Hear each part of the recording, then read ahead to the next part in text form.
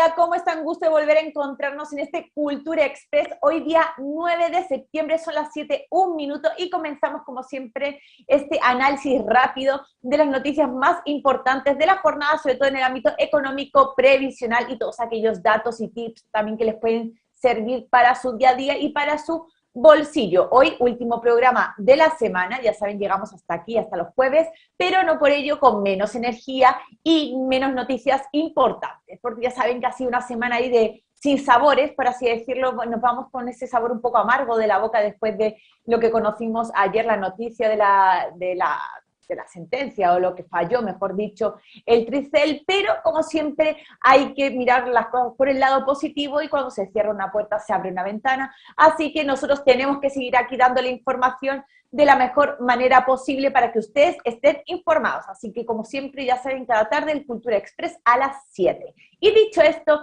como siempre voy a lanzarles la pregunta del día, porque ya saben que yo soy muy preguntón y quiero saber su opinión con respecto a los diferentes temas de la contingencia. Y la pregunta del día es la siguiente: ¿estarías de acuerdo con la reducción de la jornada laboral a 40 horas? A, sí, B, no. Y la pregunta va a salir tanto por Facebook, Twitter y también YouTube para que ustedes vayan contestando. Y además, como siempre les digo, aquí su opinión es muy importante. Sus comentarios juegan un rol fundamental en este programa, por lo que los invito a que escriban ahí los diferentes chats. El equipo que está detrás de las cámaras selecciona ahí varios y después los leemos para que entre todos vayamos compartiendo también las diferentes opiniones al respecto. He dicho esto, como siempre tengo que empezar rápidamente porque después se me pasa el tiempo volando y además yo sé que muchos están ahí también preparándose para el partido que se viene a las 8 contra Colombia, pero como siempre hay que estar informados antes, así que vamos a empezar con este análisis por un tema que ya deben haber sabido muchos y que yo también se los comentaba ayer, ya se los adelantaba, que desde hoy la UF, la unidad de fomento, alcanza y sobrepasa la barrera de los 30.000 pesos. Esto nos habíamos mantenido en el rango entre los 20.000 y los 30.000 durante 13 años y finalmente ya sobrepasó esta barrera y de hecho hoy, día 9 de septiembre, la UF alcanza el valor de 30.001 pesos con 4 centavos. ¿Esto a qué se debe principalmente? Ya saben que la unidad de fomento, la UF, es una unidad de medida anexada, o mejor dicho, indexada a la inflación. Por lo tanto, debido a la inflación que ocurrió en julio del 0,8%, digo, finalmente por eso se sobrepasa esta barrera. Normalmente, también para que todos ustedes sepan, como ya les decía, esto va indexada a la inflación, al IPC de cada mes. Por lo tanto, se reajusta y se modifica esta unidad de fomento desde el día 10 del mes hasta el día 9 del mes siguiente. Además, ya también se dio a conocer que debido a la inflación que acabamos de conocer esta semana, de 0,4%, que si mal recuerdo fue ayer, ya una vez vivo en el Día de la Marmota, también ya irá subiendo y subirá debido a esta inflación del mes de agosto 120 pesos más en lo que va del próximo mes también, de aquí a octubre. Vamos a hablar también, pero que es importante, más allá de la UEF y también sus connotaciones que puede tener en la economía y en nuestro día a día y en nuestros bolsillos, también un poco conocer qué es esto de la UEF, cuándo surge, y también ya saben, un poco en esta labor que intentamos hacer, más allá de llevar la información, también un poco educar. Entonces, la UEF, ¿cuándo nace exactamente la UEF? Nace en 1967 en el gobierno de Eduardo Frei Montalva. Y cuando nace, se reajustaba de manera trimestral, no mensual, como está ocurriendo ahora, y además, en ese momento, la UEF equivalía, cuando nació, a 100 escudos. Ya saben, antes era la moneda existente, y después, 8 años, en 1975, ya se reemplaza el escudo por el peso de manera oficial y también se pasó a calcular de manera mensual, ya no trimestral. ¿Por qué surge la UEF? Pues básicamente surge porque lo que se buscaba era revalorizar los ahorros en la banca en función del IPC, de la inflación, ¿verdad? Pero esto era supuestamente una medida temporal, una medida que iba por un tiempo acotado. Y finalmente esto ha durado mucho más de 30, 40 años, 50, ¿no? Echen más o menos las cuentas. Pero hay que decir que en el rango entre los 20.000 y los 30.000, como les comentaba antes, hemos estado 13 años, desde el 2008, y antes habíamos llevado 15 años entre 1993 y el 2008 entre el rango de los 10.000 y los 20.000.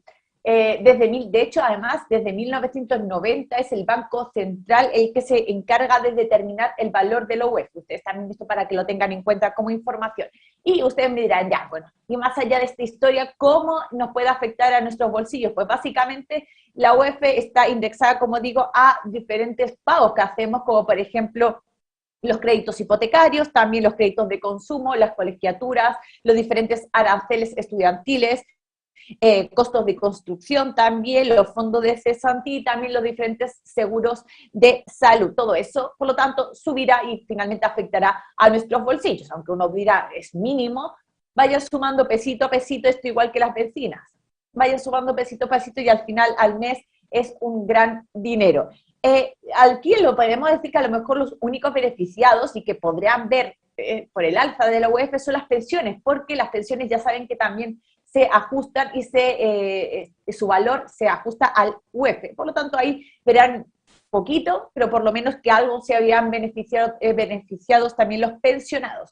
Un breve ejemplo, si por ejemplo ustedes tenían ya sé que no vale 100.000 pesos, pero yo sé que es más fácil calcularlo con 100.000 pesos el ejemplo. Si ustedes tenían, por ejemplo, algún arriendo o pagaban, por ejemplo, 100.000 pesos en agosto del 2020, ¿cuánto estarían pagando ahora exactamente con el reajuste de la UEF? Aproximadamente 105.000 pesos. Por lo tanto, esos 5.000 pesos son los diferentes ajustes debido a la inflación y el ajuste de la UEF que se está produciendo. Esto finalmente, ¿qué equivale y cuál es el resultado? Que el costo de la vida en Chile es cada vez más caro. ¿Por qué? Porque como han dicho también muchos de los expertos, la UEF sube, todo se encarece, pero los salarios se siguen calculando en pesos, por lo tanto no sube a la vez que el costo de la vida. Aquí, ¿quién salió a hablar lógicamente? Pues el Ejecutivo salió a hablar sobre este aumento de la UEF, este alza de la UEF, y aquí salió a hablar el ministro de Economía, que es el ministro Palacios, y sobre todo hablando todo muy relacionado con la inflación y, como ya saben, con el cuarto retiro, que es el tema también de la semana y del mes, prácticamente, por así decirlo. Y dijo que los parlamentarios deberían dejar de jugar con los bolsillos de las personas, sobre todo con los de los más pobres, porque saben que, como ya estábamos comentando, la UEF se ajusta según la inflación y la inflación, según como asegura el Ejecutivo, va a aumentar si se hace un cuarto retiro o incluso un 100% del retiro de los fondos. Váyanme comentando a ustedes qué les parece. ¿Sería un momento a lo mejor de que se eliminara la UEF, por ejemplo? Cuéntenme también si ustedes hacen diferentes pagos en UEF, como por ejemplo a lo mejor tienen un crédito hipotecario, crédito de consumo. Váyanme contando un poco todas las situaciones que se van dando y ahí nosotros también vamos a leer y entre todos también vamos compartiendo las experiencias. Y paso rápidamente de tema porque tengo que hablar de la reducción de la jornada laboral y a esto iba la pregunta del día de hoy, básicamente. Porque ustedes hace mucho tiempo, podríamos decir, porque ya pasó bastante el tiempo, de hecho fue en marzo del 2017 cuando la diputada Camila Vallejo, la diputada ahí del Partido Comunista, junto a otros parlamentarios de oposición, ingresaron un proyecto que buscaba la reducción de la jornada laboral de 45 horas semanales a 40. Esto era el cuore, por así decirlo, la idea matriz del proyecto, porque ya saben que además tiene otras indicaciones incluidas. Pues bien, este proyecto se ingresó en la Cámara de Diputados, digo, en marzo del 2017, se tramitó en la comisión y fue votado en sala en noviembre del 2019. Fue aprobado, de hecho, además por 86 votos a favor, 33 en contra y 31 abstenciones, digo. Después este proyecto, en noviembre, como digo, del 2019, fue despachado a su segundo trámite constitucional, que es en el Senado. Allí ingresó a la Cámara, a la Comisión de Trabajo y fue votado de manera general en enero del 2020. Ahí se habían estipulado que después de ese verano del 2020 se iban a hacer los diferentes ingresos de indicaciones para ser votado, en particular en marzo del 2020. ¿Qué pasó? Bueno, como ustedes saben, estalló este tema de la pandemia, la crisis sanitaria y el proyecto quedó en stand-by y quedó relegado. Desde entonces, un año, 7 meses aproximadamente después, el proyecto sigue en stand-by, sigue dormido en la Comisión de Trabajo del Senado. ¿Y qué está pasando ahora? Porque ustedes me dirán, ya, pero ha pasado un año, 7 meses, ¿y por qué ahora lo vienes a contar? Porque la diputada Camila Vallejo, que es ya, como decía, la impulsora, decidió que era el momento de reactivarlo y entre ella y otros parlamentarios están intentando hacer una campaña para que con el apoyo de la ciudadanía puedan a lo mejor reactivar y presionar al Senado para que vuelva a incluir en trámite este proyecto. Váyanme comentando, ¿qué les parece reducir la jornada a 40 horas? ¿Es viable, no es viable? Y más allá, a lo mejor que nos parezca buena idea, ¿es el momento? Porque eso también hay que tenerlo en cuenta, sobre todo en el momento que estamos viviendo como país. Ustedes váyanme comentando y vayan escribiendo y después yo leeré algunos comentarios. Como siempre digo, aquí no hay ideas ni buenas ni malas, simplemente son ideas y opiniones diferentes y todos son aceptados mientras que se haga con respeto, como siempre decimos. Y bueno, yo ya les he contado más o menos la cronología de ese proyecto porque es importante también tenerlo en cuenta, pero ¿en qué consiste este proyecto? Aquí tiene varias indicaciones que ahora se las voy a contar, pero sobre todo habla de una gradualidad, porque tampoco se podría ingresar de un día para otro, aunque se aprobara de un día a otro cambiar estas 45 horas semanales a las 40. Todo el mundo debería adaptarse poco a poco. Entonces, lo que incluye el proyecto es que si se llega a aprobar y cuando entre en vigencia la ley, tendrían 12 meses las empresas para adaptarse a este nuevo horario laboral semanal, ¿verdad? 12 meses, pero con una excepción. Aquellas empresas que tengan y que no excedan las 75.000 UFs de ingresos anuales podrán hacerlo de una manera gradual. Es decir, no hacerlo en este periodo de 12 meses, sino que se extendería. ¿Cómo se haría? Pues el primer año, los primeros 12 meses, cuando se apruebe, una vez que entre en vigencia, se reduciría la jornada a 44 horas y posteriormente se iría rebajando 1 hora por año, hasta que por lo tanto a los 5 años ya se quede en la jornada de 40 horas. Esto, como yo le decía, aquellas que no superen, aquellas empresas que no superen los 75.000 UFs anuales. Las demás tendrían que llevarlo a cabo, es decir, las grandes empresas, estos grandes conglomerados tenían que llevarlo a cabo en el periodo de 1 año y estar con este horario de 40 horas. Lo que sí, y esto hace hincapié el proyecto y lo deja intenta dejar claro, porque ya sabemos que después del dicho al hecho hay un trecho, como se dice, y es que bajo ninguna circunstancia esto significará una reducción de la remuneración de los actuales trabajadores. No se podría tocar, por lo tanto, el sueldo de estos trabajadores. ¿Qué más aspectos contempla este proyecto? Pues, por ejemplo, le da facultad a la Inspección del Trabajo del territorio para calificar algunas jornadas como especiales, dependiendo lógicamente del trabajo, ellos tendrán la potestad de calificarlas y darles un horario diferente. Además, el máximo semanal, que serían, como ya digo, 40 horas, no se podrá distribuir en más de 6 días, ni tampoco en menos de 5. Por lo tanto, aquí no entraría, por ejemplo, ese 4x3, que se ha hablado también en algún momento. Y aquellas empresas que trabajan mediante turnos o también por obras o por faenas, esto se tendrá que acordar entre el empleador y el empleado, el promediar para que se hagan periodos bimensuales o trimestrales. Ante esto también, ¿quién salió a hablar? Por ejemplo, debido a que ya se está dando presión para que se reactive este proyecto, y ya se está hablando, de hecho, salió a hablar, lógicamente, el ministro del Trabajo, el ministro Melero, y dijo que ellos están dispuestos, el Ejecutivo está dispuesto a plantear este proyecto, a conversarlo y a dialogar, porque es un aspecto bastante importante, pero siempre y cuando se tengan en cuenta 3 pilares importantes. Uno de ellos, la gradualidad, que es lo que estábamos comentando, porque dice que habría que hacerlo de una manera correcta para que esto no afecte ni al empleo ni tampoco a la productividad. El segundo punto importante sería la adaptabilidad también, para que el empleado poco a poco y de manera independiente y libre pueda ir adaptándose también a este nuevo horario. Y por último, la productividad. Por lo tanto, dice que habría que aumentar la productividad, porque si el país sigue con una baja productividad y además también de reducción de horarios, esto finalmente lo que va a afectar es al empleo. Esto en palabras del ministro Melero.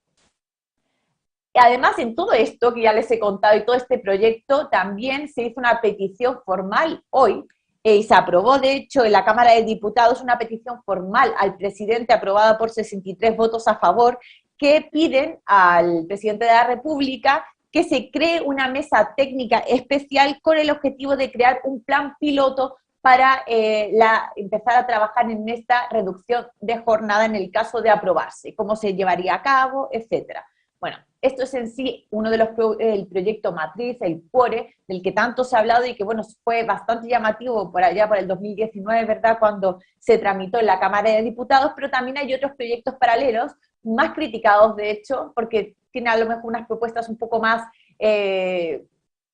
no radicales, por así decirlo, pero unas propuestas un poquito más, no solamente 5 horas como propone este proyecto de bajar a 40. Por ejemplo, se ingresó hace un tiempo también este proyecto que busca reducir las jornadas a un 4x3, es decir, 4 días de trabajo, 3 días de descanso, y reducir la jornada a 38 horas. Esto fue ingresado por el diputado Soto del PPD y actualmente ese proyecto sigue en stand-by. En la Cámara se declaró admisible y está en la Comisión de Trabajo de la Cámara de Diputados. Esto fue bastante criticado, por lo tanto, por lo menos por parte del oficialismo, este proyecto del 4x3. Váyanme comentando qué les parece, porque voy a leer ahora mismo algunos comentarios, pero antes les quiero contar otra cosa que pasó ayer, así como rápidamente, y que también quiero conocer su opinión porque ha sido un proyecto y está siendo un proyecto bastante polémico. Y se los comentaba ayer rápidamente, que fue también la aprobación por parte de la Cámara Alta del Senado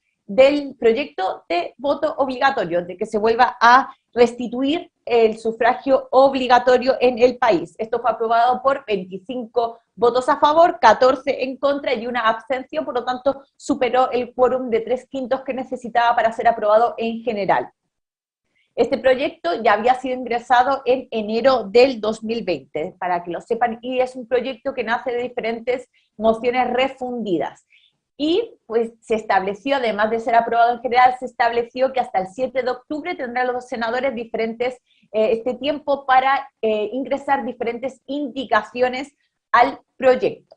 Hasta el 7 de octubre, por lo tanto se espera que hasta el 7 de octubre no ocurra nada más con este proyecto y después se tendrá que votar en particular, despachar, y todo esto se los cuento y se los digo porque no se sabe, todavía no se, en principio no, pero todavía no está claro, pues ya saben, siempre puede haber letra chica, con respecto a si funcionaría el sufragio obligatorio en estas elecciones del 21 de noviembre. No se sabe, todavía ahí está en stand-by. La idea principal y la idea cuando se ingresó el proyecto es que sí, pero dado los tiempos, y yo comentándoles ahora que el 7 de octubre tendría lugar para ingresar indicaciones, después la tramitación, no sé yo si se podrá instaurar para el 21 de noviembre. Complejo lo veo, sobre todo porque el CERVEL va a poner bastantes trabas a la hora del padrón.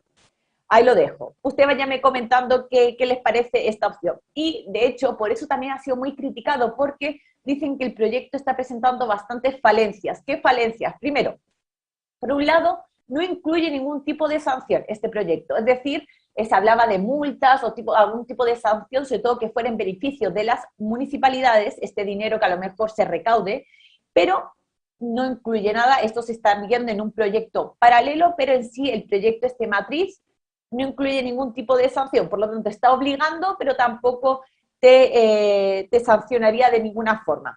Y por otro lado, también el otro problema, o lo que ha generado críticas, es la inconsistencia en que este proyecto establece la inscripción automática, es decir, todo el mundo estaría inscrito automáticamente, pero no existe ningún tipo de mecanismo para la desinscripción voluntaria.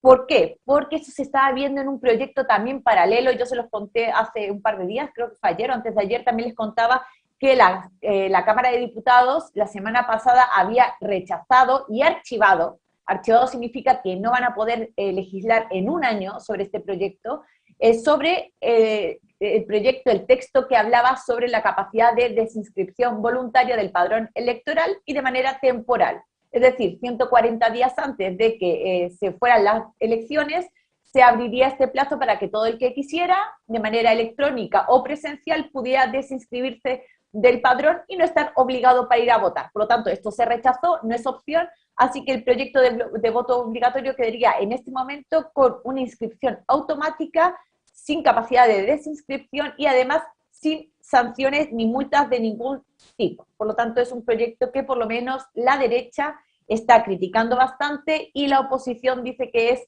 importante impulsar por favorecer la participación y también la representatividad en esta democracia. Esas son las dos caras de la moneda.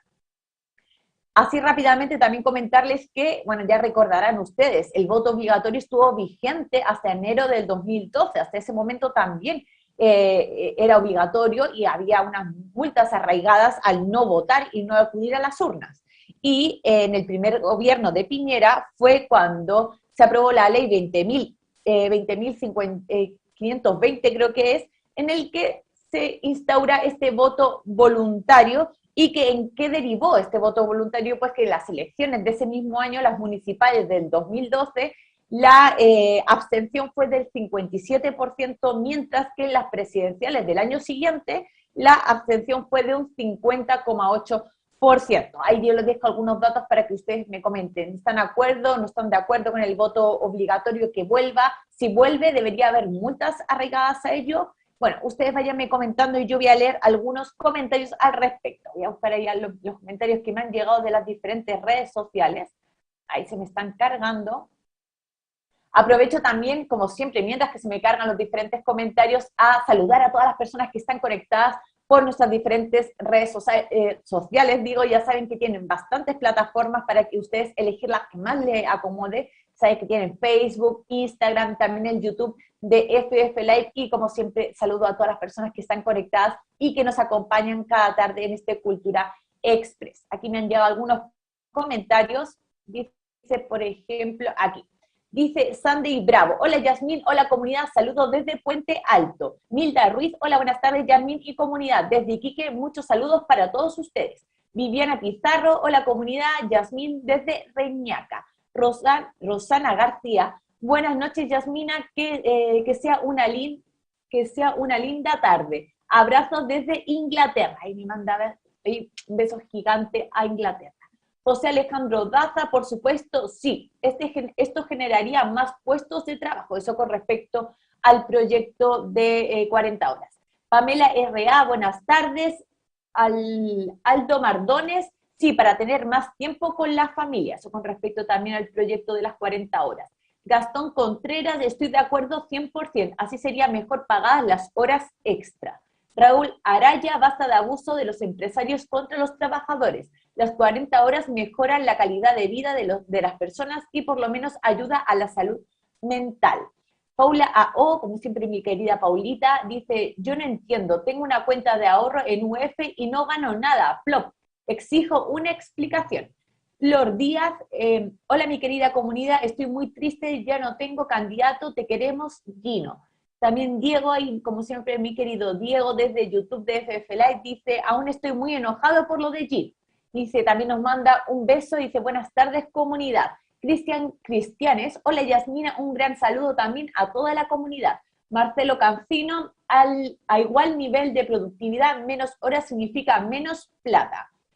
Paula A. hola querida Yasmín y comunidad. Ricardo Patricio Carriel: estoy de acuerdo 100%, así serían mejor pagadas las horas extra, también nos cuenta. S. Rivas López: UF fuera. Pablo Ramírez: todo se ajusta, los sueldos deberían ser en UF y no en pesos, una sola unidad de medida. Sergio Acuña: Tricel se ríe de 43.000 personas. Yomarex 2.0: que los sueldos también se pagan en UF. José LRZ85: cajita de 18 en UF. También ahí la sugerencia de nuestro querido José de la última fila de Instagram. Michael Patiño: hola Jazz, hace 4 años estoy pagando hipotecario, empecé con poco más de 100.000 y este mes pagué 120.000 y el sueldo sigue igual.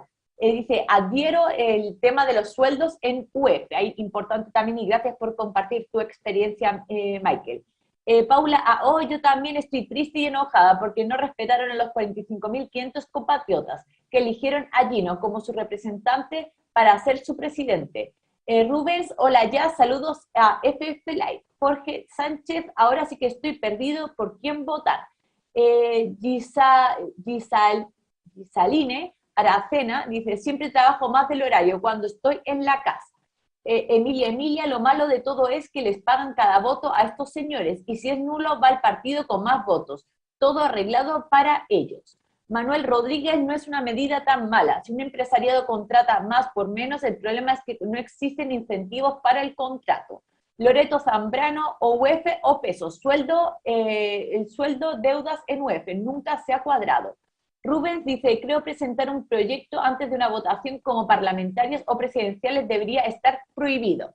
También hablamos con respecto al voto obligatorio. Dice por aquí Marcelo Cancino, si por menos horas los obligan a pagar lo mismo, el resultado es desempleo.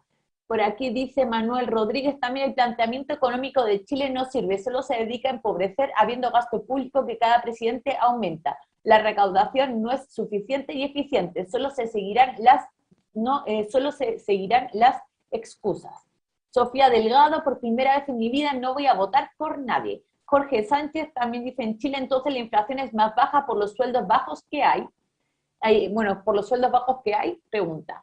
José Rodrigo Cornejo, buenas tardes comunidad, lo único que pido es que no se termine FF Live. Como siempre, José Rodrigo, aquí estaremos con FF Live y los diferentes programas que hay y que vendrán también, porque tenemos que seguir engrosando la parrilla para llevarles a sus casas la mejor información y también esta labor que intentamos hacer también de educar y dar información valiosa. También dice Cristian Ronnie Retamal, en este periodo que está atravesando todos los chilenos no es lo más consecuente reducir las horas de trabajo. Necesitamos producir para tener el abastecimiento suficiente de toda la materia prima.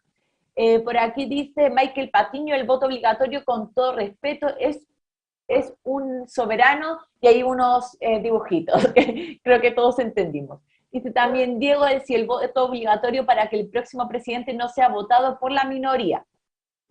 También por aquí dice Yomarex 2.0, no al voto obligatorio. Doris Pedraza, hola, ya saludos desde Puerto Montt, un abrazo a Jimmy.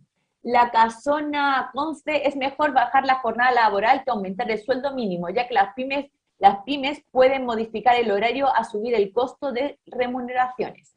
Niel Jordan Ortega, está súper bien la reducción en los horarios para tener mejor vida familiar. Tendrían trabajadores más felices y mejor producción. También por aquí dice Susi que 7, que te obliguen a votar es para que los políticos se llenen los bolsillos de plata. Silvio Cultor, obligar a votar por candidatos que no te gustan es completamente inmoral. Por aquí más comentarios. Ahí me dice mi querido Omar, somos más de 400 conectados por las diferentes redes sociales, así que agradecemos a las personas que están ahí como cada tarde. También mi querida Cata Jazz nos manda un saludo, dice, hola a todos, pero llego tarde. Bueno, mejor tarde que nunca, dicen también. Victoria Villegas, Dios les bendiga a FIF y a Gino. Hay algunos comentarios que han llegado a través de nuestras diferentes redes sociales, querida comunidad. Y antes de ir terminando también con el programa del día de hoy y darle también los resultados de la encuesta, también comentarles que ya saben que esta semana, por parte del presidente Piñera, se anunció esta ley corta de pensiones, que muchos decían que llegaba un poco a frenar este cuarto retiro, proyecto de cuarto retiro, retiro del 100% de los fondos previsionales. Pues bien, se hablaba que se iba a ingresar esta semana el proyecto para que tuviera una tramitación bastante rápida, pues, pero finalmente, debido a que han estado, según dijo el Ejecutivo, ajustando el proyecto, se ingresará este texto el lunes, lo más seguro, dicen, porque la idea sería que se tramitara de una manera rápida, lo más seguro es que se incluya la etiqueta como de suma urgencia para que los diferentes órganos legislativos tengan esta celeridad, pero con su aprobación, si se aprueba en breve, dice el Ejecutivo que podrían estar pagando los diferentes beneficios al mes siguiente de su aprobación. Eso es lo que anda diciendo también el Ejecutivo.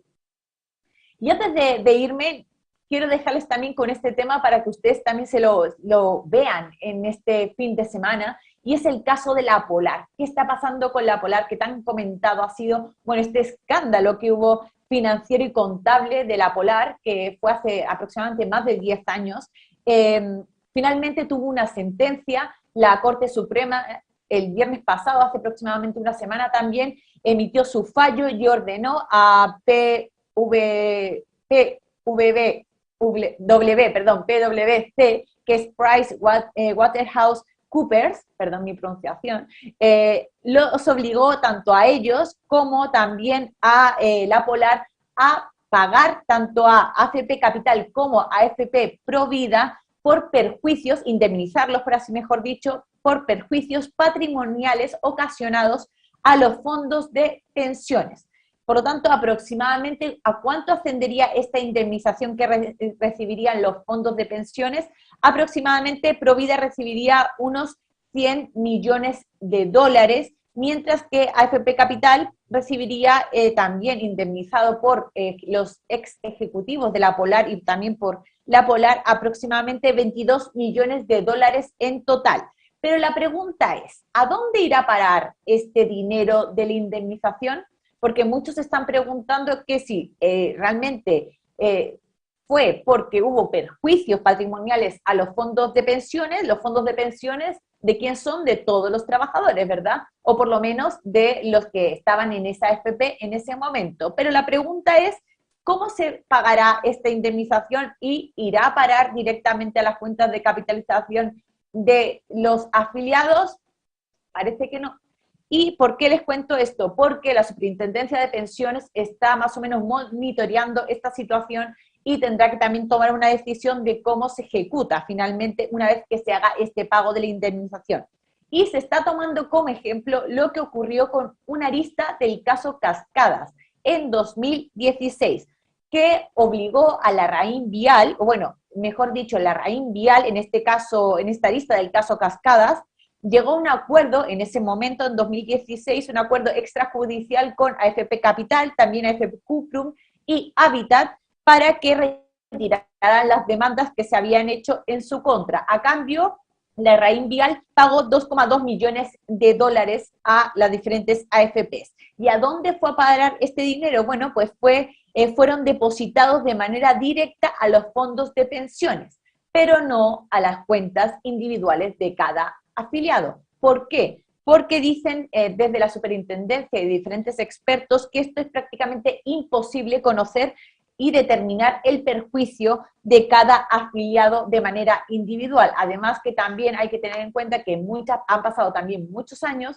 según dicen los expertos, y por lo tanto hay personas que están pensionadas, que a lo mejor se han cambiado también de AFP o a lo mejor quizá lamentablemente ya han fallecido. Entonces dicen que lo más seguro es que este dinero de la indemnización vaya a cada multifondo y se ha dividido de manera proporcional los dineros que estaban invertidos por cada multifondo en las sociedades donde transcurrieron las transacciones bursátiles cuestionadas. Por lo tanto, este dinero iría a los fondos de pensiones dividido en los multifondos y de manera proporcional sobre donde estaban invertidas estas acciones, pero no, esperen, lo digo, por lo que se está estudiando, que vaya directamente a los fondos de capitalización individual, a las cuentas de capitalización individual, porque como dice la superintendencia y los expertos, es casi imposible determinar el perjuicio. Por lo tanto, no sería así como a lo mejor como lo que ocurrió con la colusión del confort, que se depositó este dinero a cada persona de manera individual, sino que iría a este fondo de pensiones en general. ¿Qué les parece? Se los dejo ahí también como reflexión para que ustedes vayan comentando también y estén al tanto, porque cuando se determine todo esto, también creo que es importante que las personas opinen con respecto a que si se creó un perjuicio en los fondos de pensiones, finalmente es dinero de todos los chilenos, o por lo menos de los que estaban afiliados a esas AFPs en ese momento. Así que ustedes vayanme comentando y yo mientras voy a leer los resultados de la encuesta que me ha mandado mi querido Omar por aquí. Y la pregunta era la siguiente: ¿estarías de acuerdo con la reducción de la jornada laboral a 40 horas? En Twitter el 81% dijo que sí. En YouTube el 75% también dijo que sí. Y en Facebook fue el 86% que está de acuerdo con que se reduzca la jornada laboral a 40 horas. A ver si me llega algún comentario más antes de despedirme. Aquí me ha llegado, dice, por ejemplo, Cata Jazz 17, mi querida Cata Jazz dice: no, el voto en blanco se va al partido político, el nulo no suma a los partidos. Dice, nulo que para que se sepa el porcentaje que votaría por más Gino. Que total, algo es seguro, es que no vamos a segunda vuelta. Aló, también, y como siempre en Facebook dice, eso mismo nos preguntamos, ¿a dónde van esas indemnizaciones? Bueno, como te cuento, aló, hay que determinar, todavía que determinarse el monto, porque tampoco está determinado, eso se verá en sentencia definitiva, ¿verdad? pero se está barajando las diferentes opciones y ya digo, se está tomando como ejemplo, por lo visto, lo que ocurrió con la lista del caso Cascadas y la Raín Vial, digo, en el 2016 con AFP Capital, Habitat y Cuprum. Guillermo Arturo Mora dice, ese dinero llegará a los bolsillos de los de siempre. Ahí les dejo para que tengan la información, porque próximamente también, me imagino que en los próximos meses también se tendrán noticias, qué ocurrirá y cómo finalmente, qué se decidirá, dónde irá a parar esta indemnización y cómo se distribuye. Y yo, querida comunidad, me tengo que despedir porque yo sé que también muchos están ahí esperando ver el partido, pero también los invito a seguir en la sintonía porque se viene Escuela de Pensiones a las 8 de la noche junto al profe Dávila, en el que terminamos de analizar todo el proceso de jubilación. Así que los dejo invitados, yo me despido. Nos vemos el lunes a las 7 de la tarde en un nuevo Cultura Express. Yo les deseo que tengan un excelente fin de semana. Los que puedan descansar, descansen, carguen pilas, y los que tienen que trabajar les mando todo el ánimo de este mundo. Y yo les mando muchos besos.